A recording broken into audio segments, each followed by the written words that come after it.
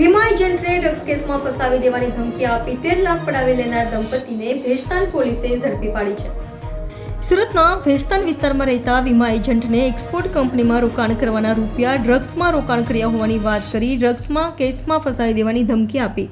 13 લાખ પડાવી લેવાયા હતા. તો ઠગ દંપતી જેમાં વિક્કી જરીવાલા અને કૃષ્ણા વિક્કી જરીવાલ દ્વારા વધુ રૂપિયાની માંગણી કરાતા આખરે વીમા એજન્ટ દ્વારા પોલીસનો સંપર્ક કરાતા ભેસ્તાન પોલીસ દ્વારા વીમા એજન્ટને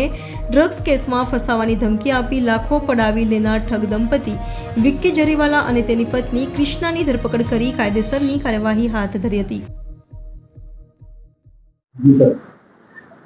ભેસ્તાન પોલીસ સ્ટેશનમાં એક ક્રિમિનલ કેસ દાખલ થયેલો છે. બીએનએસની કલમ 318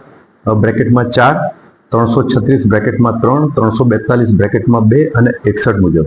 આ ગુનાના ફરિયાદી જે છે ઉલ્હાસભાઈ પુંડલિકભાઈ માળી અને આ ગુનાના આરોપી છે એમાં વિક્કી જરીવાલા આરોપી નંબર 1, આરોપી નંબર 2 કૃષ્ણાબેન વિક્કી જરીવાલા એટલે આરોપી નંબર 1 ના પત્ની એક દેબાશીસ ગ્લોબલ કંપનીનો કોઈ કર્મચારી છે અને એક સેલ એશિયા કંપનીના મોબાઈલ નંબર 8200133628 જે યુઝર જે છે એ છે. તો આ ગુનાની ટૂંક વિગત એવી છે કે આ ફરિયાદી વીમા એજન્ટ તરીકે કામ કરતા હતા અને આરોપી અને આરોપીના પત્ની એને ઘણા વર્ષોથી ઓળખતા હતા. આરોપી અને આરોપીના પત્ની એટલે આ બંને આરોપીઓ વિક્કી જરીવાલા અને કૃષ્ણાબેન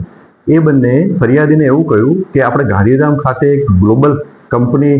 કરીને છે જે ઇમ્પોર્ટ એક્સપોર્ટનું કામ કરે છે અને એમાં જો તમે રૂપિયાનું રોકાણ કરશો તો તમને સારો વળતર મળશે, પ્રોફિટ મળશે એમ કરી અને ટુકડે ટુકડે